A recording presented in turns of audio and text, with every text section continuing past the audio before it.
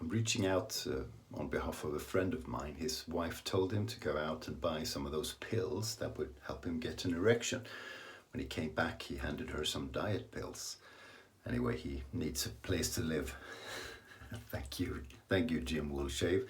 And just because it's Friday, yesterday I went to the doctor's and I said, "Doctor, my bottom really hurts." He said, "Well, can you show me exactly where it hurts?" And I said, "Yeah, right here at the entrance. It's really sore." And he said, "My advice is, for as long as you call it the entrance, it'll be sore." Welcome to Shave&Butcher. It's Friday, thankfully. And we're shaving with some good looking stuff today. This is the Halfmann from Solingen. Look at the spine work on that thing. Hard to see. It says Solingen on both sides. Beautiful. Halfmann Special, made in Germany.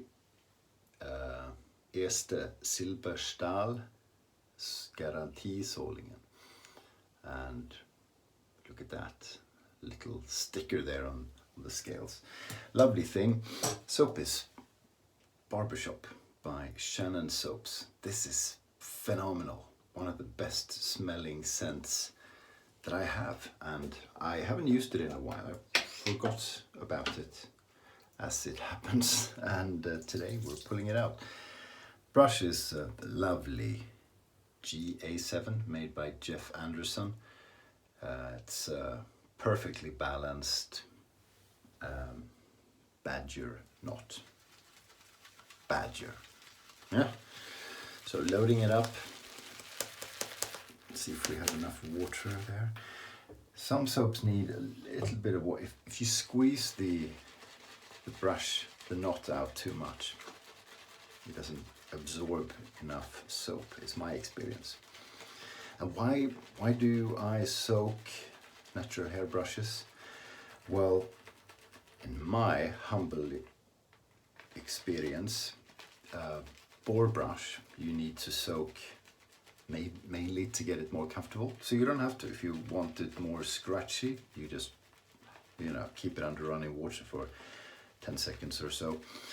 But a badger brush performs, again in my opinion, performs quite a bit better when it's soaked properly.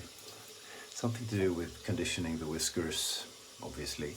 And I find if I don't soak it, if I just wet it for a few seconds, the scent on this. Something weird happens to the soap, and I don't get a good lather. You don't have to soak it for ever and ever.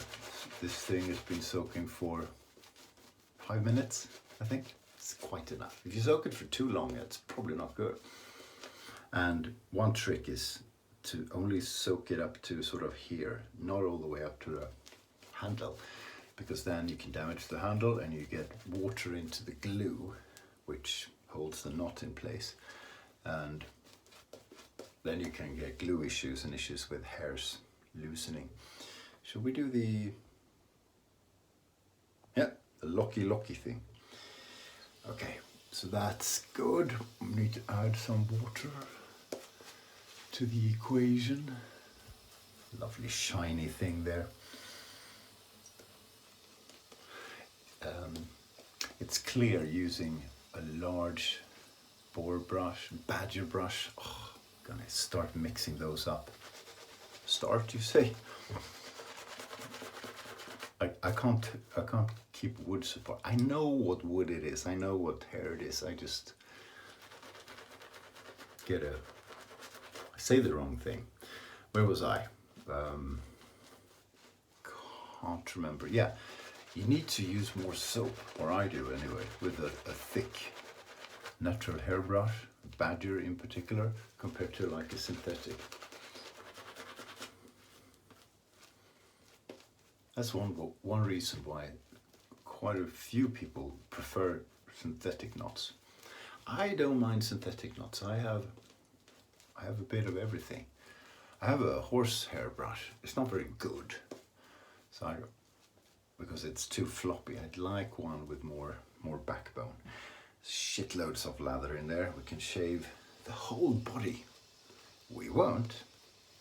So yeah, I'll spare you. Today we're going to shave the back. Oh, that's a lot of water. Always interesting with soaps you haven't used in a while to see if you will actually destroy them by overhydrating them.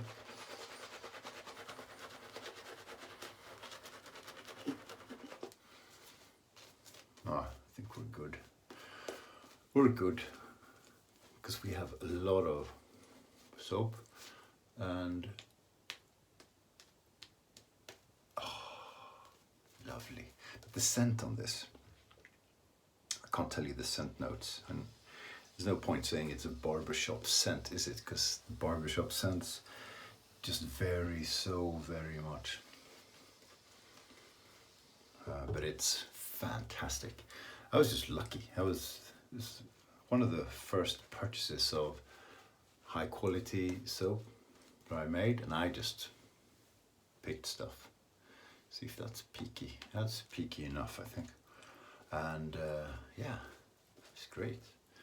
You see the Shannon soaps more often, I think. One thing I find interesting, it could be my imagination. Now that's really wet. Good is that some soaps are often referred to as underestimated, underappreciated, and so forth. Oh, you don't hear a lot about this soap. And usually I find when I hear that, yes you do. And it's great, and most people know that. So I'm not going to say this is, because you have bubbles there.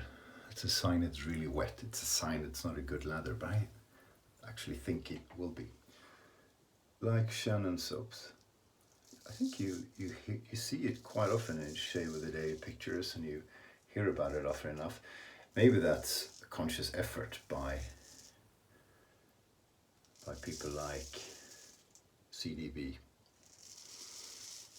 Because he would say it's underappreciated, but I don't know. It's good, it's brilliant, but I do see it around quite a bit. Boom.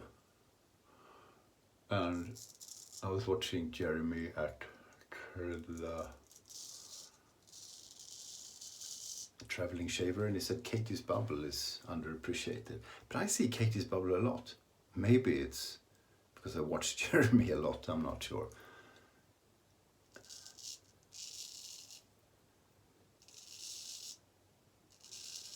And you know what it's like when you hear about the soap that you either like and have, you want to use it if it's talked about enthusiastically. And if you don't have it, you want to buy it. And we're such easy targets for that. It doesn't even, you know,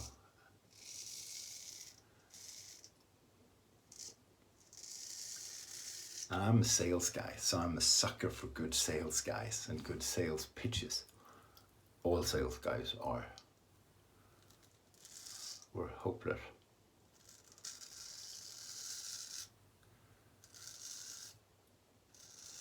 Because it's weird. We shouldn't be like that, but we get impressed by a good sales pitch, and it's sort of almost like, it's a pitch.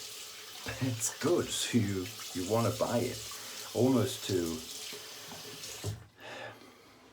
to compliment the guy or gal that does the pitch. And it certainly is that way with me and with soaps.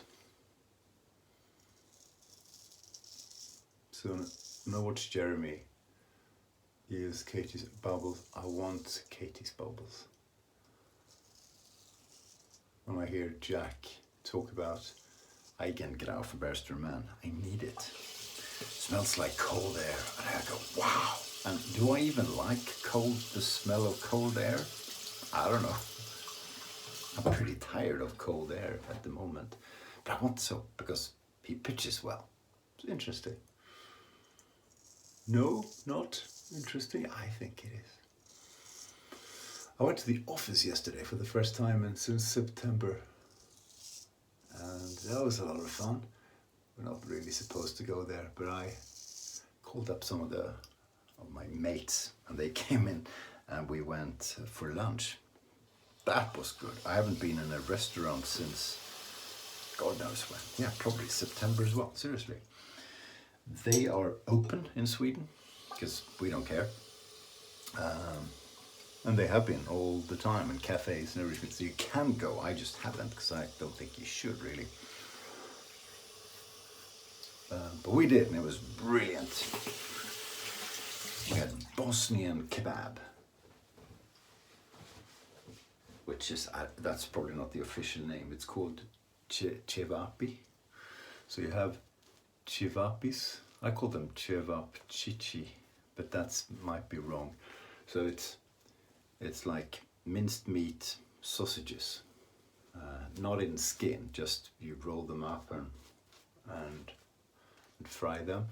And you put that in I call it a pita bread. So a white bread, thin, which is warm. And you cut it open and it opens, here it's called pita bread. And you put the sausage or pieces of meat in with chopped onion, a sort of a cottage cheese, no, not cottage cheese, what is it? I lose the word. It's like a sour cream, I think is English.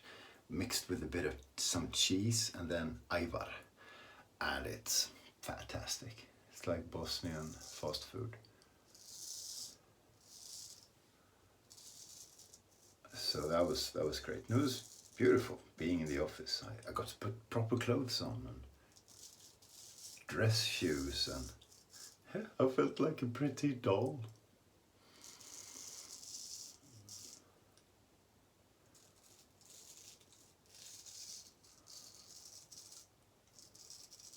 I'm changing jobs, but within the company. My services are sort of no longer needed where they have been employed. But I'm staying in the company and I'm going to do other things. Still trying to understand what those are.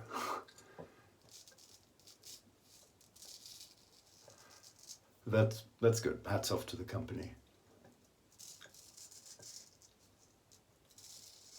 for a smooth transition.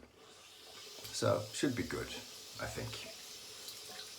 I was pissed off for a while because you want that to be your choice, and it wasn't really. But I get to partially do what I am doing now or have been doing, and then I'll get some new tasks. I'll have 2 jobs, but hopefully not at 100%. We'll see. It'll be okay. Getting older means getting older and wiser. Having been not well for quite some time, I find my focus and priorities have changed quite a bit. Still want to do a really good job, but I'm not going to kick myself if the results aren't fantastic. If I try, and I try really hard, it's all I can do. It's my new approach.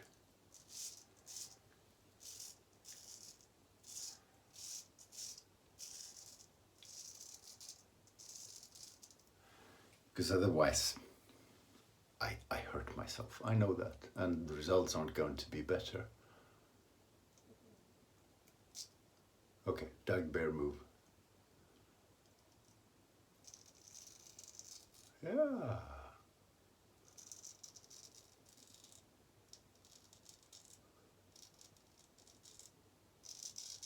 So I have, this is a trouble area, new thing, new phenomena,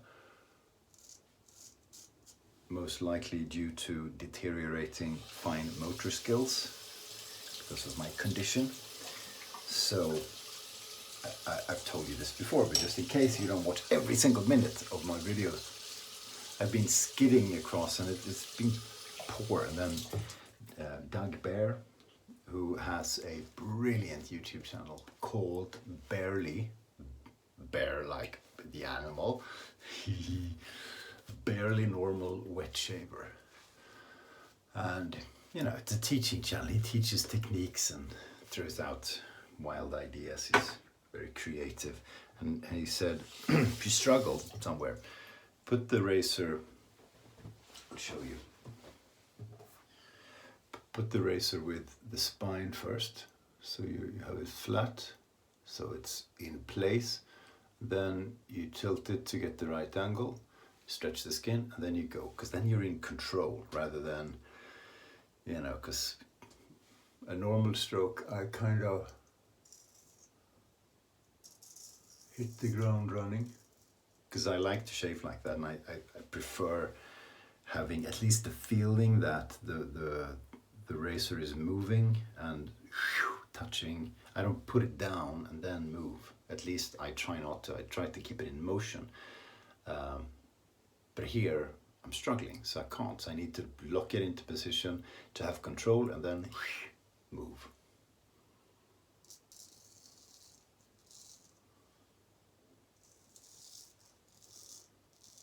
And this idea of having, again, I don't know if I do it. I should check myself in slow motion.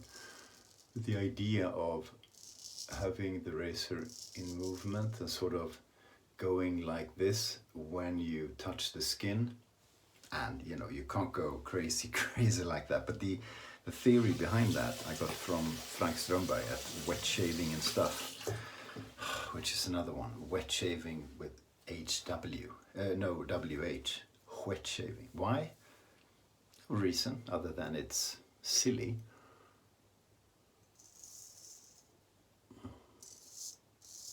He's a good teacher too, Frank.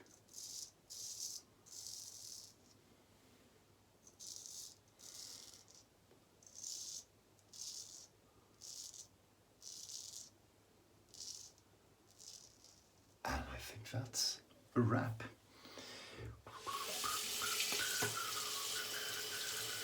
Oh, I had fun, what was that, 2 days ago? You know, I'm gonna rinse while I talk, sorry. So I'm trying to do something physical every day, some exercisey thing. So yes, you know, 2 days ago, the evening I was lifting weights because we have that in the basement. So I had dumbbells, pretty much, and they're so it's like a rod or whatever you call it, piece of steel, and you put weights on, and then you can alternate how much weight it is. So I only have 2, and you put different weights on, you know, and then you put a locker screw thingy on, and you have to check that it's properly screwed on, and I didn't. So I was doing dumbbells, and a 5 kilogram weight disc just fell off straight on my foot. And it hurt pretty bad, and everybody heard from the basement, and I thought, this isn't very good. So I went into the kitchen, took a bag of frozen peas and put that on, because you're supposed to keep it cold, right? And family was there, and after 2 minutes I said, guys, I don't feel very well. I think I'm gonna faint, pass out. And then I did, and you know, they're so slow, they didn't catch me. So I tilted backwards and hit my head, well actually my ear, against a radiator. I was out for 20 seconds. You know, this was from the pain. And I don't think I've ever fainted before in my life. So I wouldn't say it was scary, because I didn't notice. Thayer's witch hazel, unscented. But it was scary to the family, you know, because my wife said, I thought, oh, he's dead. Shit, you know, he's dead. When she couldn't wake me for 20 seconds. And then I did wake up and I said, no, I'm okay. Give me a glass of water, and can I have my bag of frozen peas back, please? Because it hurts. And it was all right. And it was over after an hour. I didn't feel much. But her reaction was, this was a Wednesday, and she typically doesn't drink on a Wednesday. She opened a bottle of wine and just chugged 2 glasses of wine. just to, I don't know, calm her nerves. And then she looked at me and said, "You don't have to go to the hospital, do you?" So I said, "I'm sorry." It was funny. I feel good now, but it was the weirdest thing. And so you got to be careful. Exercising can be dangerous. Have a beautiful Friday and a great weekend. I'll see you soon. Stay sharp.